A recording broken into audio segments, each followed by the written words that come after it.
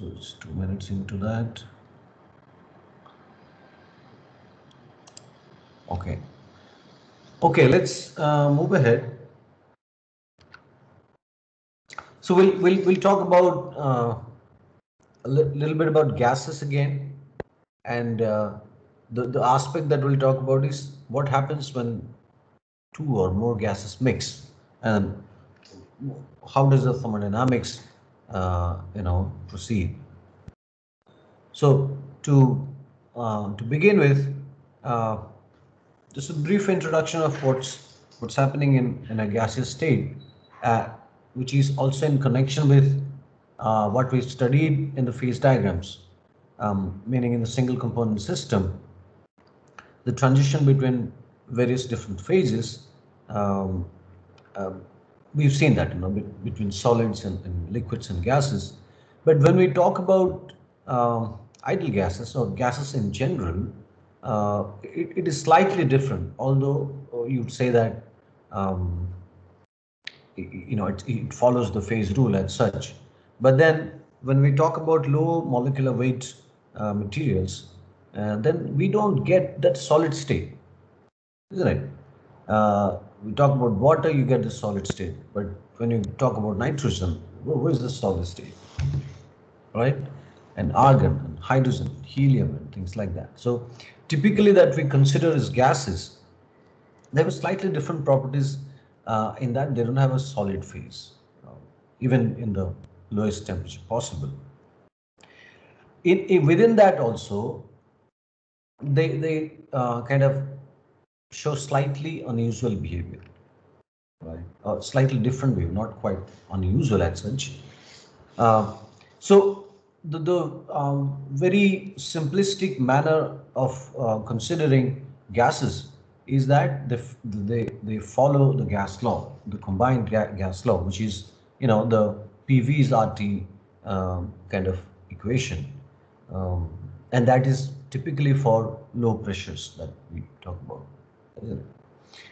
Um, so if you look at this diagram, this is a 3D diagram, but then you can make it a 2D diagram by plotting pressure on this on the y-axis, the volume and x-axis, and plot the relationship at various different temperatures. So in that sense, this 3D graph becomes a 2D graph where you can have this PV plots and for various temperatures. All right, but this is the representation in a three-dimensional graph. There are more complicated diagrams as well, but this is slightly complicated, but not as much. Slightly more complicated than the 2D, but otherwise it's easily understandable. So you'd see that the PV is RT kind of relationship is kind of followed here. All right, this is on to the higher temperature, and this is towards lower temperatures. And these numbers that are given here is a temperature that is normalized with a particular temperature. So you get a fraction, right? You could say it is 270 Kelvin, this is 230 Kelvin, and then things like that. But then on this diagram as such has been plotted by normalizing this temperature with another temperature. That we'll know that later. So what if you see that, here it is a simple hyperbolic up, at its temperatures higher than that, you'd see the hyperbolic curves, and then you'll see that this relationship pretty much holds good. Okay. But it comes to a point where the slope, if you have to define a slope, then how do you define that? So it's for del P over del V, the partial of P over V. That's how you define the slope, and you do that for a specific temperature, right? So you'd see that the curves which are very hyperbolic is actually not hyperbolic here, right? Sort of it tapers down. You see that there is a little bit of a fall in the slope, and to the point that it becomes zero. That means it's flat. It's kind of parallel, that slope. It's a very point function, but at exactly that point, if you take the slope and it's kind of flat, right? And then gradually also you'll see that if you take the double derivative, which is which is nothing but the curvature, okay, that curvature also becomes zero. There's no curvature as such. So there is some sort of change in the properties of these gases when you go to lower and lower temperature. And the temperature, it starts showing this, okay, is called the critical temperature, right? And what is the significance of it? It's kind of interesting in that if you look at the significance here, if you have to sort of go from let's say a higher volume to lower volume, how do you do that? This is one phase fill and this is another phase fill. Okay. Here there is no typical distinction between these two phase fills, right? But as you go below certain temperature, you see that when you sort of decrease pressure or decrease temperature, the vapor phase here, the gaseous phase here, actually cools down and it sort of becomes more and more dense, and at one point, okay, this is the point where it starts condensing a liquid, and here this is the phase fill where it's a combination of some liquids and some vapors. Right, that is that's below this critical temperature. And above that, if you look at it,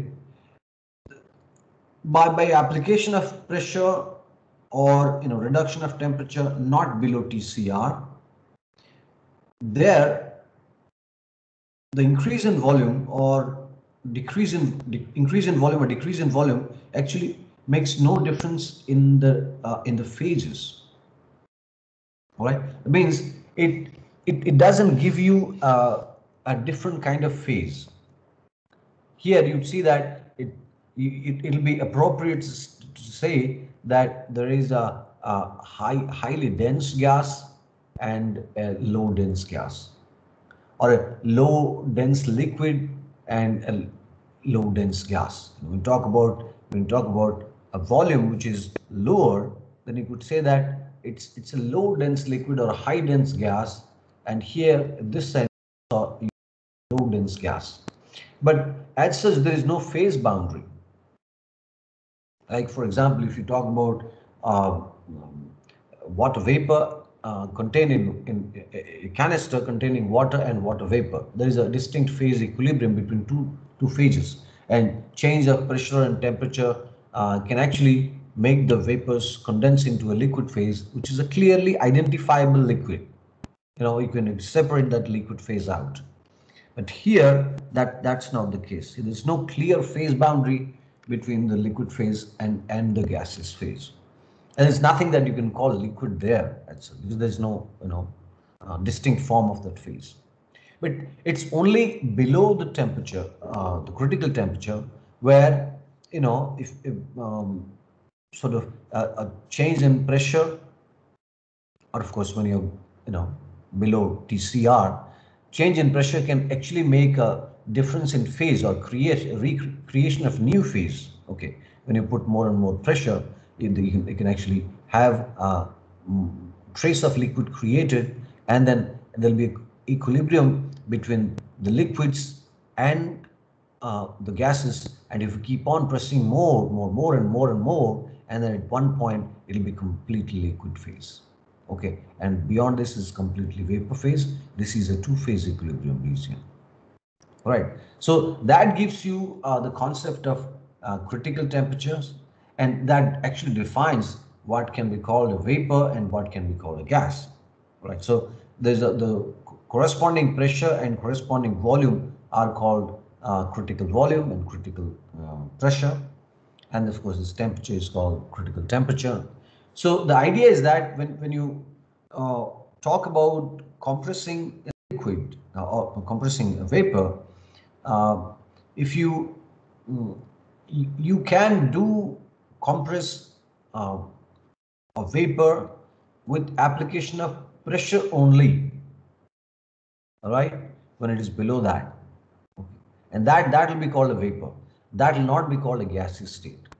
Gases, you cannot sort of compress them with the application of only pressure. All right. For the gas, if you have to, gradually take cool, you of course there's no temperature axis here. Here you have to come like this. You have to come like this. So if it is TCR and beyond that, higher than TCR, you cannot actually liquefy a gas, right? And only below TCR you'll be able to liquefy a gas. So that's a basic idea that that separates between what a gas is and what a vapor is, right? Any questions on this?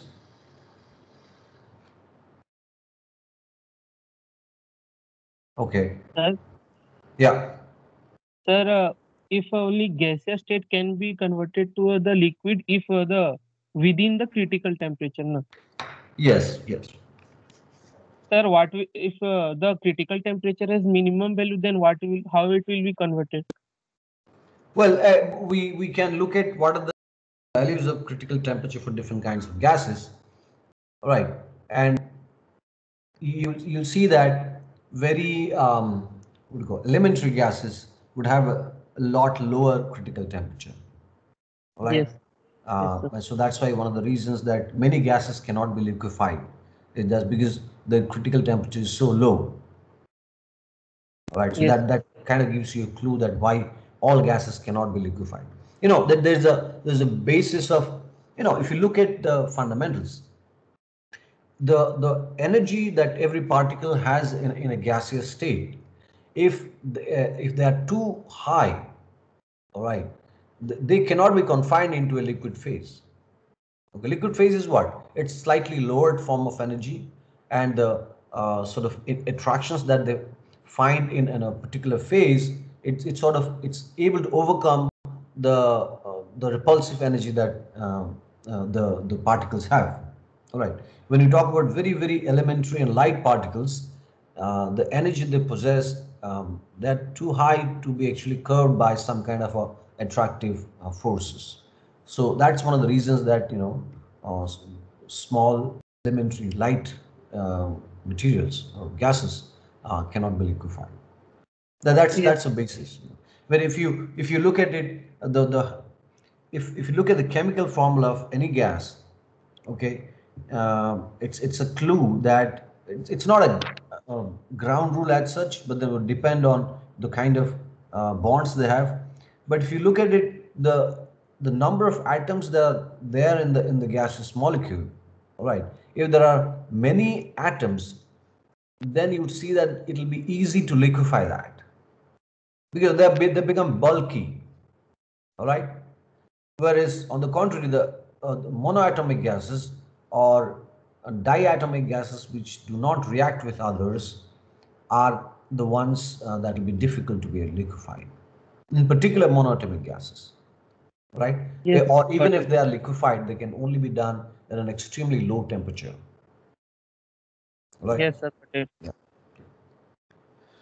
So okay, so like when we go further, talk about the thermodynamic behaviors of the gases, then the idea of their stability and imparting free energy with the gaseous phase is kind of simple. It's possible, it's doable, all right, and that we do over a changing pressure situation. For dealing with gases, we do have degrees of freedom, which are pressures and temperatures. So, how do we measure that? The changes in the free energies, whether something will happen or not happen, or something is stable or not. That's the basis of using free energy of gases or any material for that matter. Right? So, you know that dg is vdp because VdP minus SdT. And when you talk about the situations at constant temperature, then that minus SdT part goes away. Then simply you can write dG is VdP. And talking about ideal gases, this V you can convert it to RT by P, and then you can dP. And then if you get a form, it sort of gives you RT dl and P is the form, the differential form for the small change in free energy. And if we were to do the change or track the change over two different pressures with a constant temperature, we can simply write this as GP2 minus GP1 with both at temperature T. That we can write as RTLMP2 by P1, and this is typically standardized with 1 atmospheric pressure. When you say that, when you refer all of these things to P1, and then accordingly P2 would change, and we call that is P, typical pressure. And there we kind of designate the change as the free energy of P and T minus the free energy of 1 atmosphere in a particular temperature T. Then the temperature of interest, that is RTL and P, and we simply write that as G is equal to G, some call it 0, some call it G prime, G star, or whatever, G0 plus RTL and P, where this is the free energy of pure 1 mole of gas at pressure P and temperature T, whereas this one is at pressure 1 atmosphere and temperature T. So that's, and you can, if G0 is taken here, you can say del G is RTL and P. That's a simple formula, and this P is nothing but the ratio between that new pressure normalized by atmospheric pressure, that is 1. Right? And these are some of the quantities you might already be knowing. One is called the mole fraction, and partial pressure, and of course partial molar quantities that we have talked about earlier. Mole fraction, when we talk about different types of materials or gases or liquids being present in a solution or a mixture, and it refers to the number of moles that each of these components have, and then how does it relate to the total number of moles you have in the system, which is what is written here. And A is corresponding the number of moles corresponding to the component A, normalized with the capital N, which is the total number of components, total number of moles by all of the components, which is Na plus Nb plus Nc. And it is simple in that if you define same way as Xb and Xc, and all of this put together is 1. Right. Likewise, if you have many components and their corresponding pressures, when you allow all of them to mix, you have a total pressure, but then pressure is not a typical additive quantity, right? Not like volume.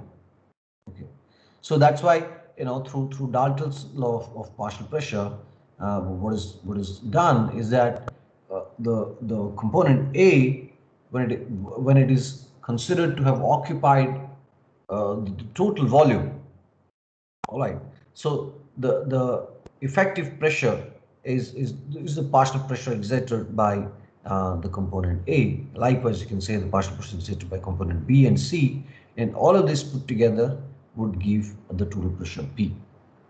All right. So it is not a typical additive quantity. That's why you write PA by capital P, or the total pressure, and likewise PB is the same and PC is the same, and all of those things put together give you P. Like all of the fractions put together give you 1, because that's talk about mole fraction here.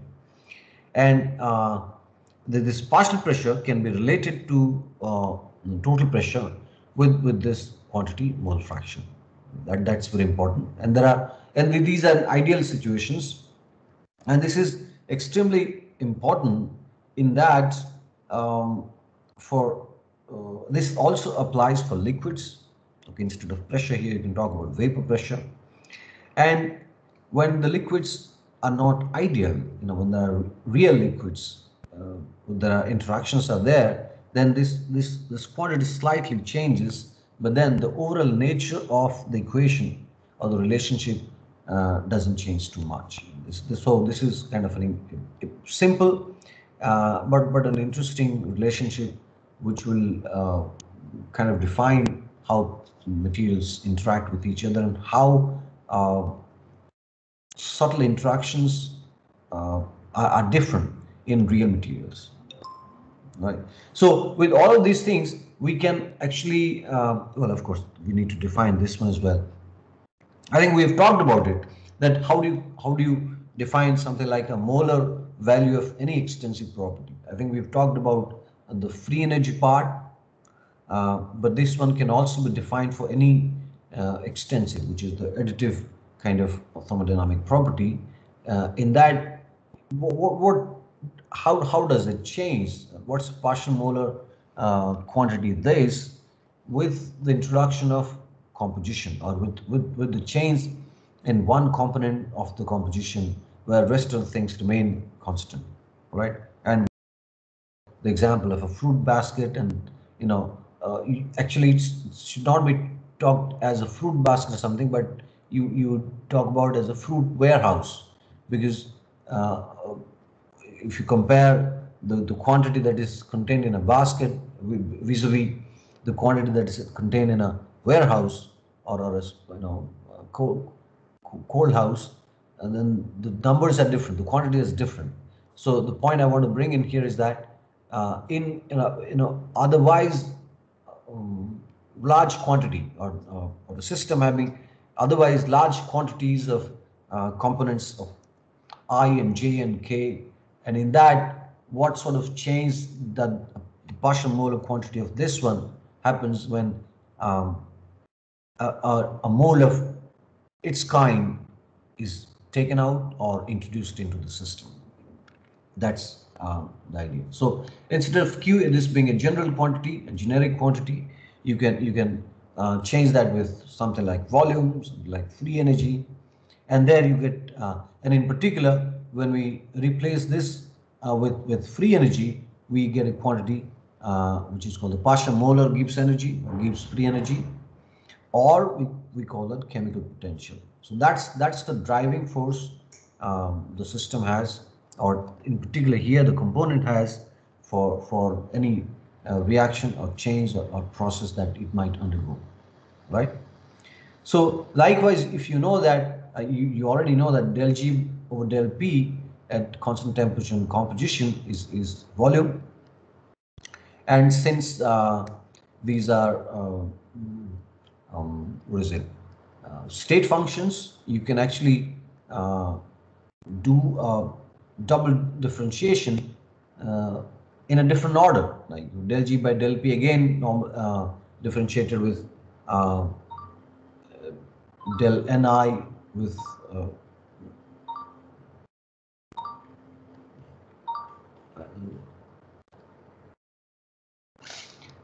del Ni, del by del Ni of del G by del P,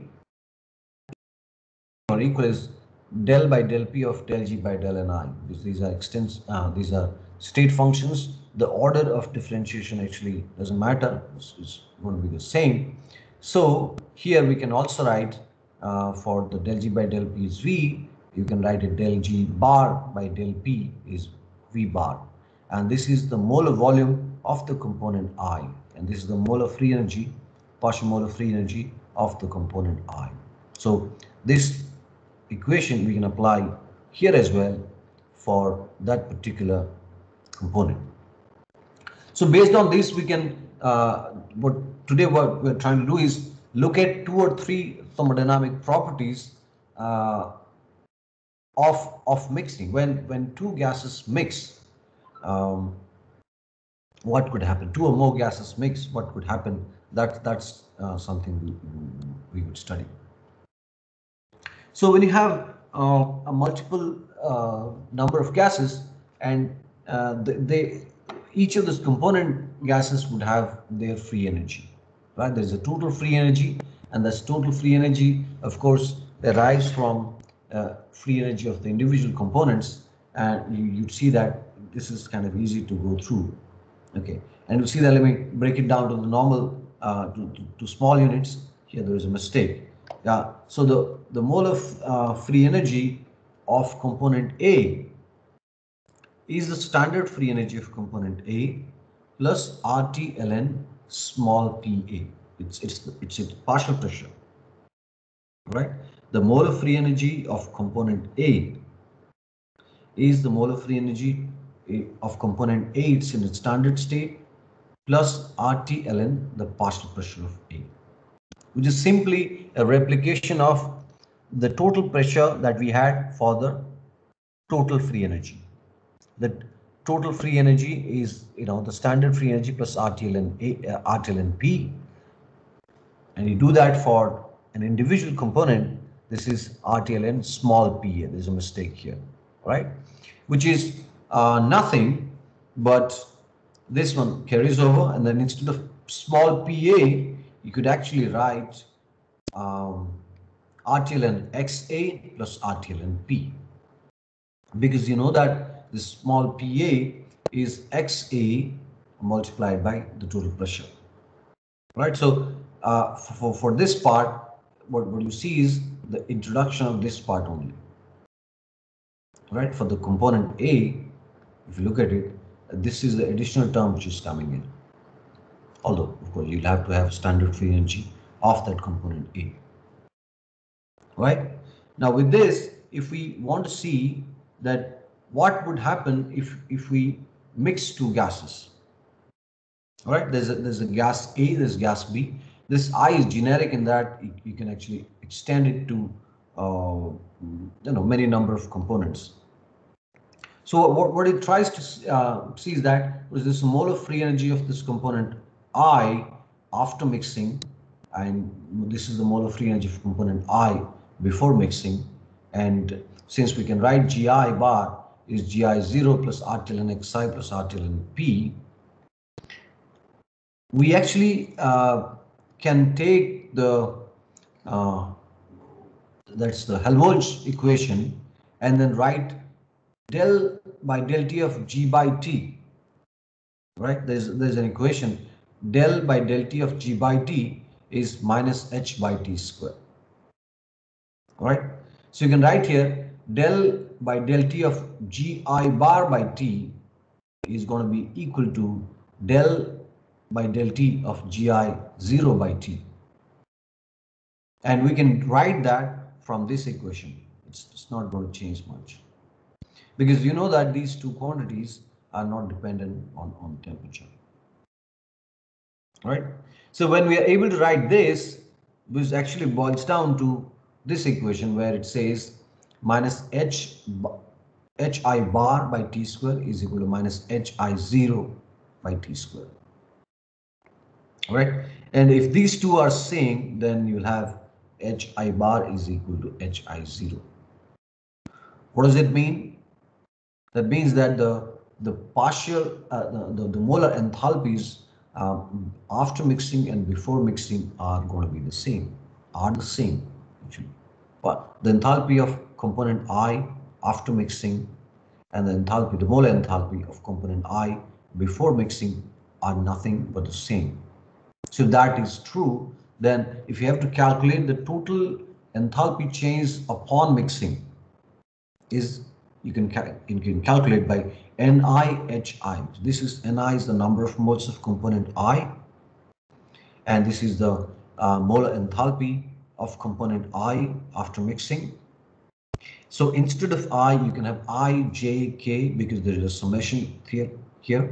That means if you have two components after mixing, you'll find out NaHa bar plus NbHb bar. That gives you the total enthalpy after mixing of these two components. And you'll have to deduct this part, which is the before mixing part, which is nothing but NiHi0. That means the number of components of component I, the number of moles of component I, and the enthalpy, molar enthalpy of component I before mixing. And if you had two or three or more types of gases and their corresponding numbers of moles that are present here, then you can make a summation of all of those things. And this after mixing minus before mixing actually gives you 0. What does it mean? That means, I think, I don't have the liberty of drawing things here. It's kind of very difficult to draw. So I tell you something you have to imagine. You imagine a box. Imagine a box. Okay, can we do this one?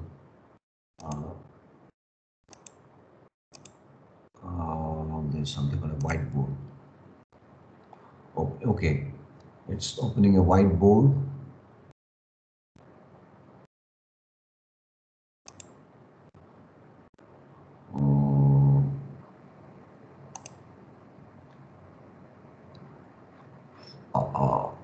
No, it's not giving me a whiteboard sort of freehand. No, that is to be.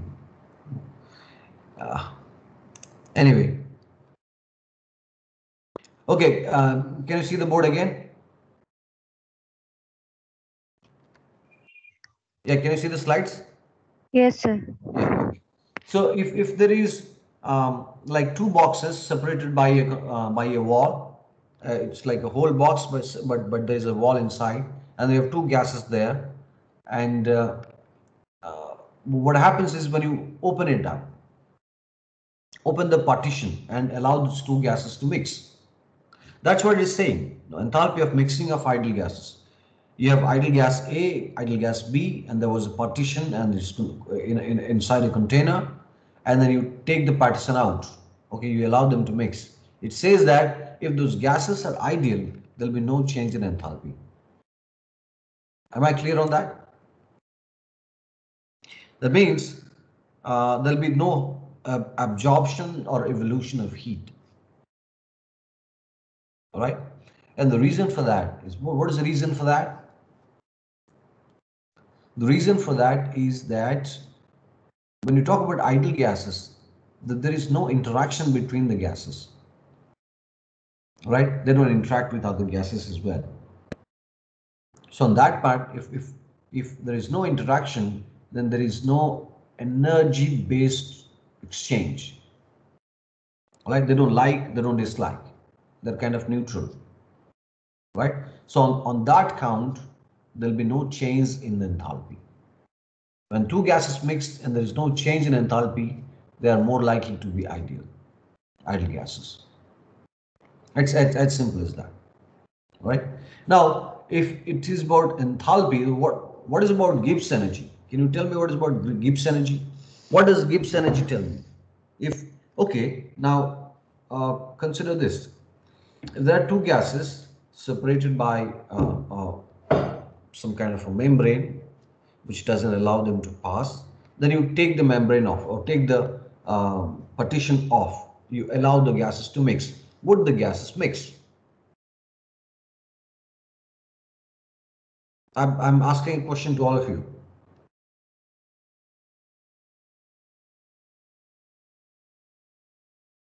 Yes? Yes. So change in the Gibbs energy should be negative because this is spontaneous process. Yeah, but then you tell me that's okay. You tell me would the gases mix, and then we'll see what would happen to the Gibbs energy. So Gibbs energy should be decreased. Energy should be decreased, but then I'm asking you the result. I'm not asking you the scientific part of it. I'm asking, would the gases mix? But I mean, no, I'm not from your common experience. I'm asking, not from something that you already know or something. From common experiences. If you allow two gases to mix. Anyway, forget about it. Let's see what thermodynamics tells us. Right now, there's a gas at pressure contained P. For each of these gases, you can write these kind of equations. before mixing. All right. Now, when you allow these gases to mix, then you'll have to convert this P into something called a partial pressure, which is small pi.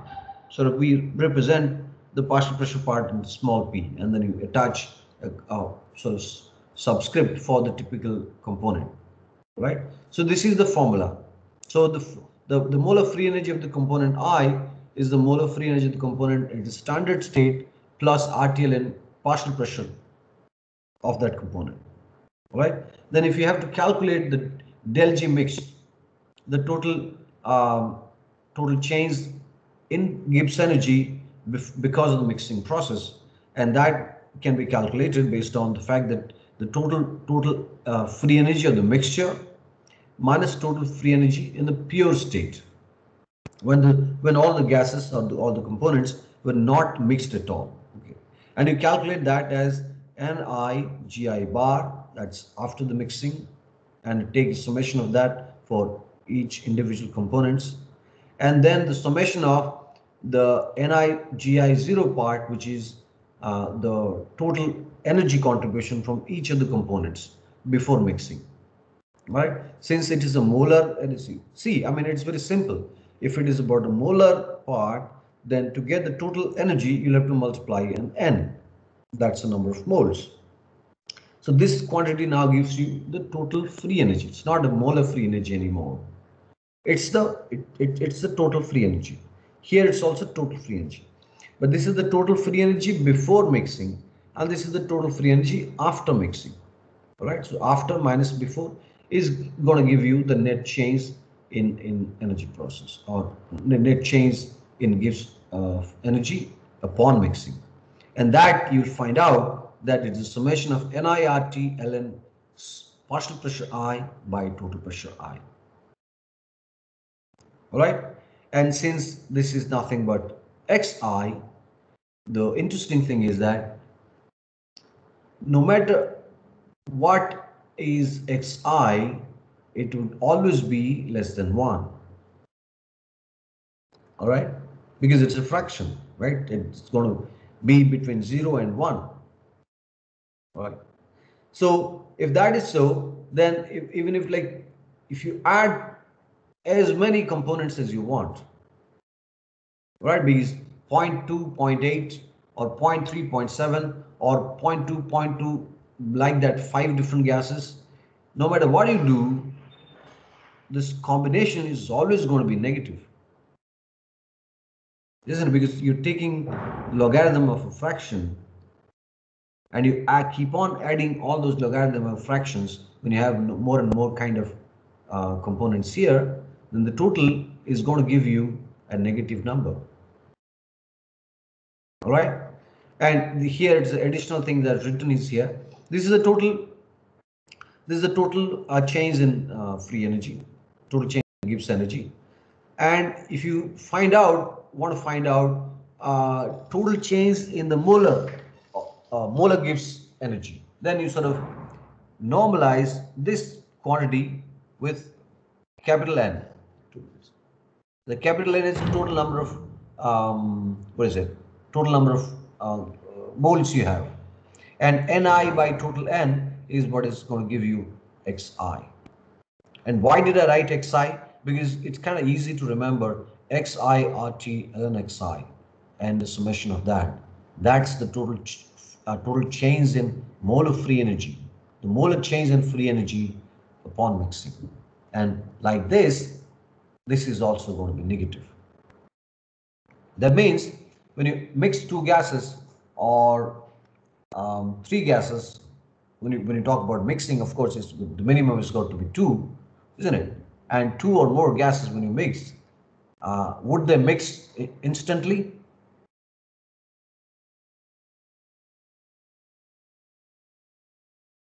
Yeah, that's a question.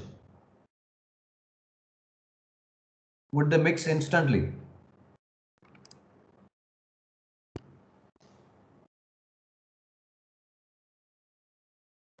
Yeah, gentlemen. Can anyone say? No, sir. It will take time, sir. No, well, in thermodynamics, we're not talking about how long would it take. Okay, that's the kinetics part. In thermodynamics, we're talking whether something will happen or not. All right. So it doesn't matter whether it takes 2 seconds or 2 minutes or years. Would it happen? That's the question.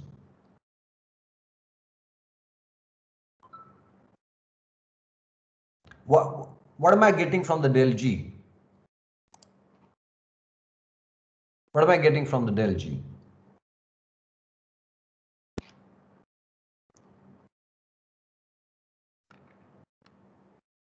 Uh, are we getting something or not?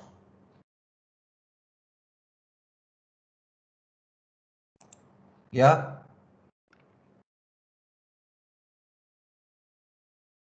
Can anyone understand? See, we have been talking about for I don't know how many days that when the free energy change is negative, then the process would happen. All right.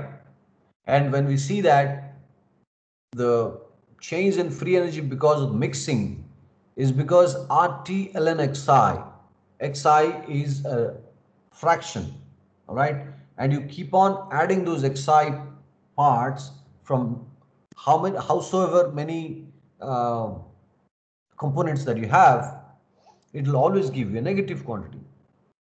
Rather, when you have more and more gases, you'll have more and more negative number. All right. So when you mix few gases together and don't give a partition, it's very much likely that they'll all of them would mix because it sort of reduces the free energy. Total free energy is reduced in that mixed combination, right? So you'll have to bear in mind two things that uh, you have well you have the enthalpy change which is zero. We are considering ideal gases here.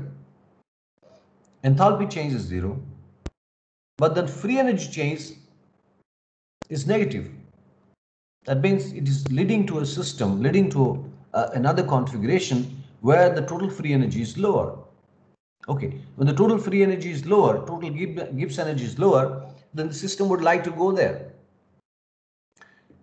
And this is happening without a contribution from enthalpy. That means there is no enthalpy based contribution coming in the change in energy, right? That means they don't react. So del H is 0, del G is negative, then what is it? What is the other part of the energy? What is the other part of free energy? One is the enthalpy contribution, the other one is the entropy contribution. You're forgetting that. Okay? The free energy is what defines whether things will happen or not. All right? Excuse me. When you talk about free energy, Gibbs energy, it's a combination of enthalpy and entropy, or enthalpy part of the energy and entropy part of the energy. And entropy part of the energy is from entropy multiplied by the temperature. So that TS part gives you the energy form. So when enthalpy there is no contribution, when del G, the free energy, Gibbs energy contribution is negative, then there has to be something which is happening at the entropy level. And let's figure that out. It says this del H mix is 0. We're talking about mixture of two gases or two or many gases here, right? So del H mixing is 0. Del G mixing, as you know, that del H minus T del S instead of H, simple H, you can talk about, you can identify that as H mixing and del S mixing, right? This part is 0 and this is negative. That means this is somewhere related to only this. Since temperature is always a positive quantity, so there has to be something that is happening at the entropy level, which is what is defining the change in Gibbs energy. All right. So if you look at it, the numbers here, del G is summation of xi, RTL, and xi, or don't talk about the molar part, talk about the total part, summation of Ni, RTL, and xi. You can talk about this summation of Ni, RTL, and xi. From that, you take the T out, and take a minus out, that's what is going to give you, make del S equivalent to del G when you take a T out and a negative out, right? Like this. So del S mixture is what is here is a mistake. There has to be a small p, all right? And there has to be a negative as well. There has to be a negative as well. So del S mixture is negative of Ni RTL and small pi by capital PR. All right, and that this Si is as a subscript, and this is nothing but summation of Ni R ln Xi. Instead of RT ln Xi with a positive, here for the del S part you see minus Ni R ln Xi, or you normalize it with the molar form. The molar entropy change upon mixing is negative of summation Xi R ln Xi. That means it is actually the entropy change, all right, up for me, and since xi is a negative, xi is a fraction somewhere between 0 to 1, so no matter how many xi's you add up, how many xi's meaning how many components you have from xi, xj, xk, different types of gases, when you add up all of these things, all of these numbers is going to be negative, and this negative multiplied by negative is a positive number. So that means the process is actually governed by the fact that there is a change in entropy, there is a positive change in entropy, and the system moves towards a higher entropy state. And that higher entropy state, with no contribution from enthalpy, because they don't react with each other and these are idle gases, that gives you the change in free energy, which is negative, which is another way it's going to a more stable state. That's why you see that a higher entropy state or lower Gibbs energy state are the stable states. That's why mixing of gases is going to be a spontaneous process. Right? When you add two gases and then take the partition from out of it, those gases will immediately go and mix with each other. And that I'm saying without a pressure difference, without an absolute difference in pressure. You might be thinking that the pressure difference is going to drive the movement of atoms. No, that's not the thing.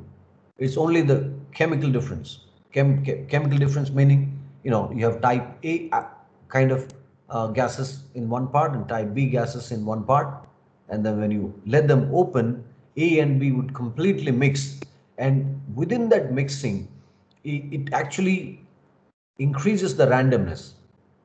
Right? Now you had one box to be filled with A and one box to be filled with B. When you mix them, now you have one box of atoms A to be filled in the total volume, and now you have another box of atoms B to be filled in with the total volume, which is like twice the volume of it occupied earlier. So both A and B would try to randomize their distribution. And in that distribution, the entropy of the process actually increases. Okay, that increase in process, that increase in entropy is actually the fundamental of the mixing process. All right, so you're randomizing gases. So as long as things are randomizing, the Gibbs energy is going down when there is no enthalpy contribution, and of course that's the most stable process. All right, so we'll stop here. And other questions?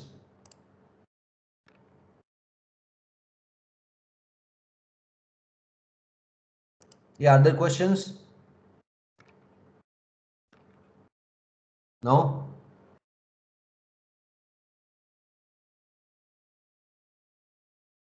Okay then.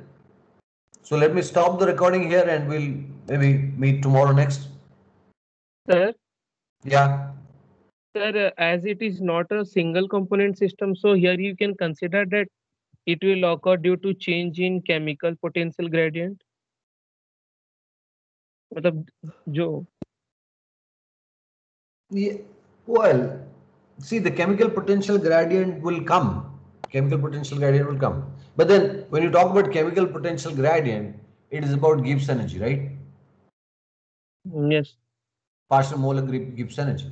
And Gibbs energy meaning what? Gibbs energy is a combination of enthalpy and entropy. Yes, sir. That's the point I want to bring in. And enthalpy has no meaning because ideal gases, they don't interact with each other, and we figure out that enthalpy change is zero. So the chemical potential difference is coming from the randomness the system would have because of mixing. Okay, it's actually chiefly the entropy part which is influencing the Gibbs energy. Yes, sir. All right. So Gibbs energy is the final thing because in isolation of everything, I mean, you can only talk about entropy or you can only talk about enthalpy. All right.